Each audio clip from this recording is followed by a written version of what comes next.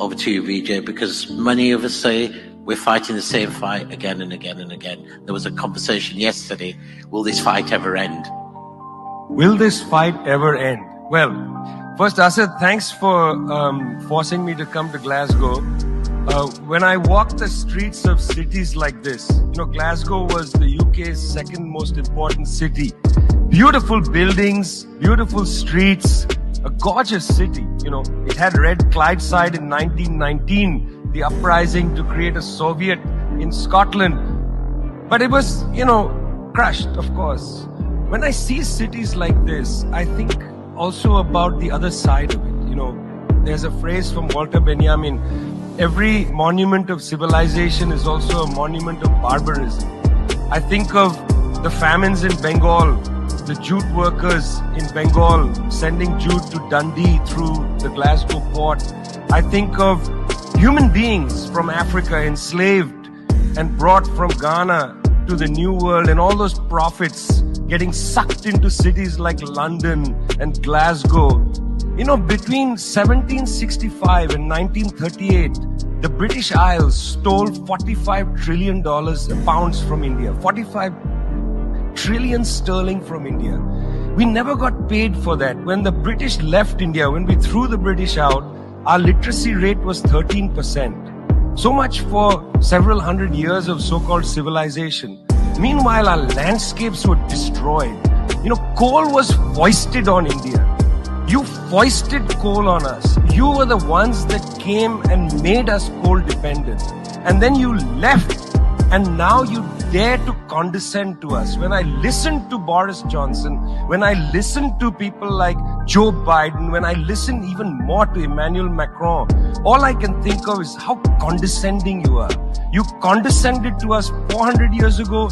You condescended to us 300 years ago. You condescended to us 200 years ago. You condescended to us 100 years ago. You're condescending to us today.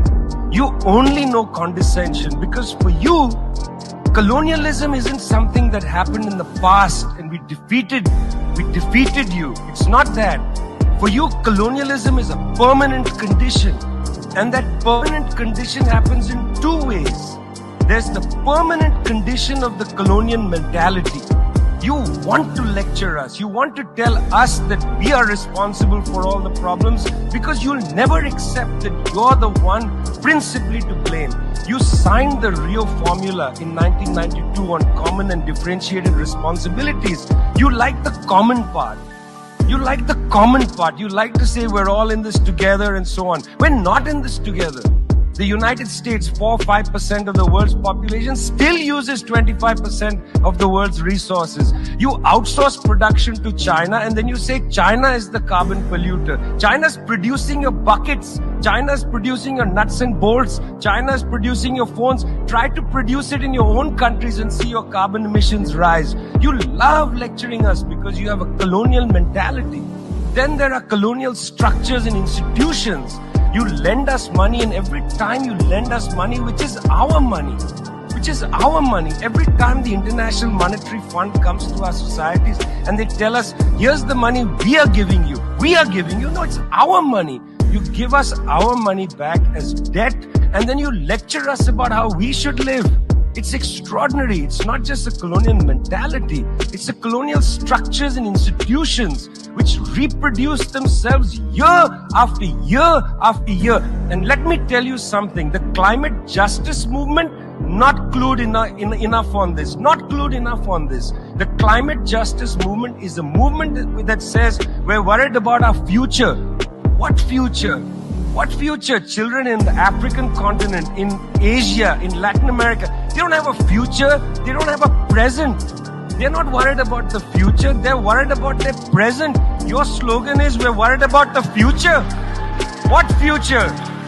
That's a middle-class bourgeois Western slogan. You got to be worried about now.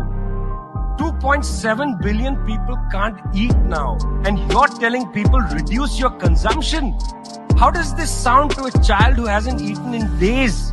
You've got to clue into this, guys. You've got to clue into this. Otherwise, this movement will have no legs in the third world. No legs.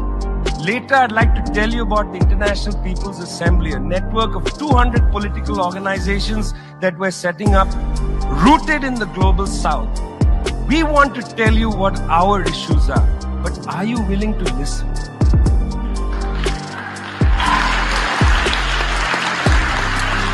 Thank you, Vijay.